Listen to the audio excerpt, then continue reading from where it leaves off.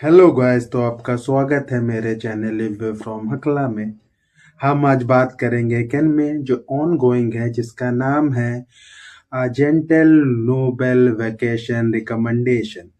इसके स्टूडियो का नाम है सिसिनेजी एसपी और इसके डायरेक्टर हैं नोडा केंटा। इसका एपिसोड 3 और 4 आ चुका है, जिनका नाम है लेटर फ्रॉम रे एंड रीचिंग द मार्केट।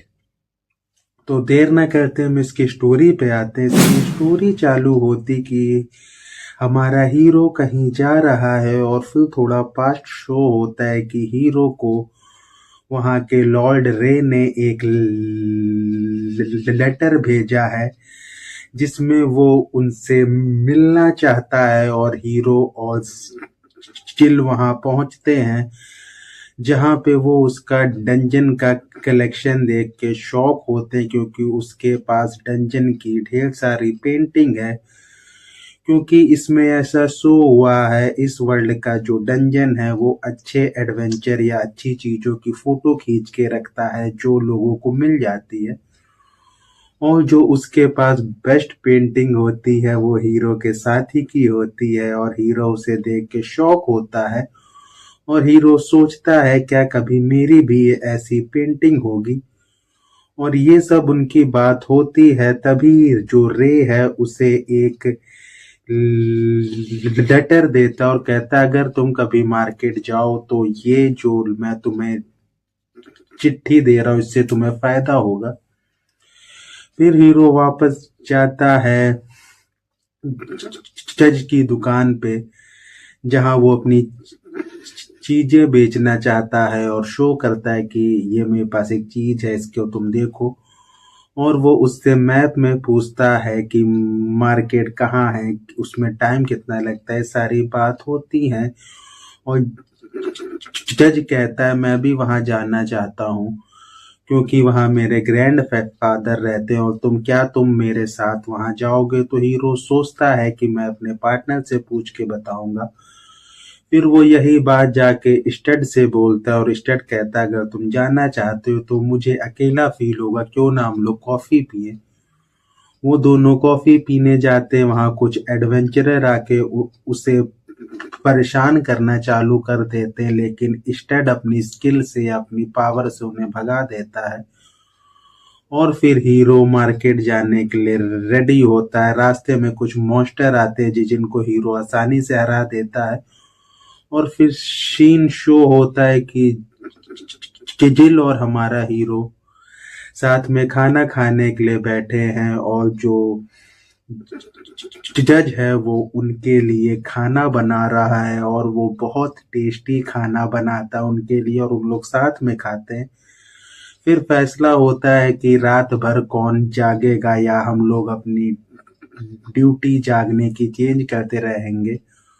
तो पहले हीरो बैठता है और हीरो वहां पढ़ना चालू करता है बुक, और उसको जैसे ही वो खत्म करता है वो अंदर जाके देखता है कि जिल हल्की सी आहट से जाग गया है।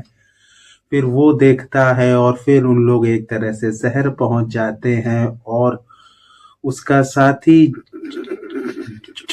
जज चाहता है वो उनके साथ रहे, लेकिन हीरो उसे कोई परेशानी नहीं देना चाहता।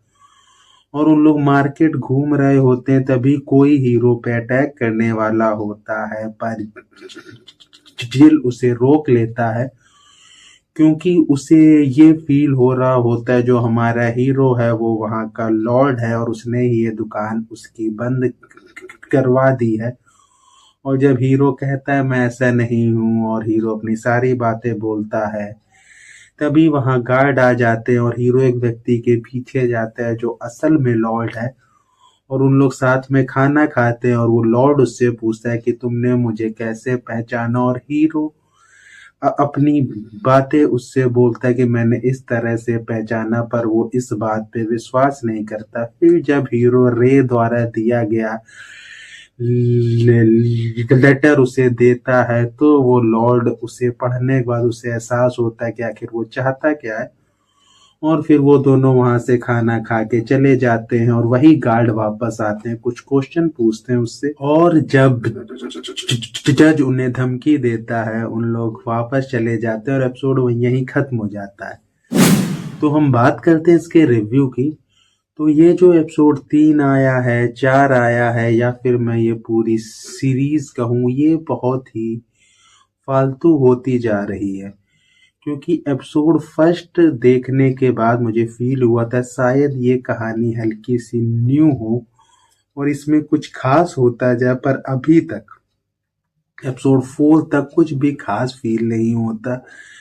ये ऐसी स्टोरी है कि बस आप देख लो, आपको कोई एक्साइटमेंट फील नहीं होती हीरो की पावर के बारे में। बस हीरो सबसे अच्छे से बात करता है, ये देख के सब शॉक होते हैं और सबको ये फील होता है वो कोई नॉर्मल व्यक्ति नहीं है, वो एक नोबेल है जैसा वो रहता है, कहता है।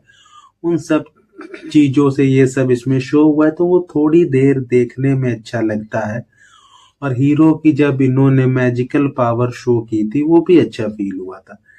लेकिन उसके बाद जैसे ये अब एपिसोड 3 और 4 की स्टोरी लेके गए, वो बहुत ही एक तो धीमी लेके गए हैं, और जितने भी सीन डाले हैं या जितनी भी चीजें डाली हैं, इसमें कुछ भी लॉजिक शो नहीं होता है कि इन सीन्स की डालने की नीड नहीं थी। ऐसा फील होता है कि ये लोग सिर्फ स्टोरी खींच रहे हैं। हाँ, इसमें इसका जो कहानी का नाम रखा है कि एक व्यक्ति आया है और वो वहां आराम से जीना चाहता है, पर उसमें फिर वो जैसे फैसले लिए थे उसने शुरुआती एपिसोड में कि वो एक एडवेंचरर बनेगा और उसके बाद फिर नॉर्मल लाइफ जीना चालू कर देता है, और कोई भी एडवेंचरर वर्क इसमें उसका एक तरह से उतना खास शो नहीं हुआ है।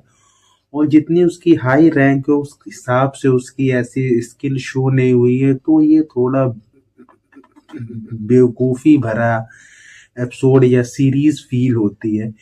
मुझे लगता है जो इसका डायरेक्टर है उसको इस पे बहुत काम करना चाहिए कि स्टोरी को आप मांगा के हिसाब से लेके जा नहीं सकते हैं कि जितना धीमा वो लेके गए उतना धीमा आप भी लेके जाए।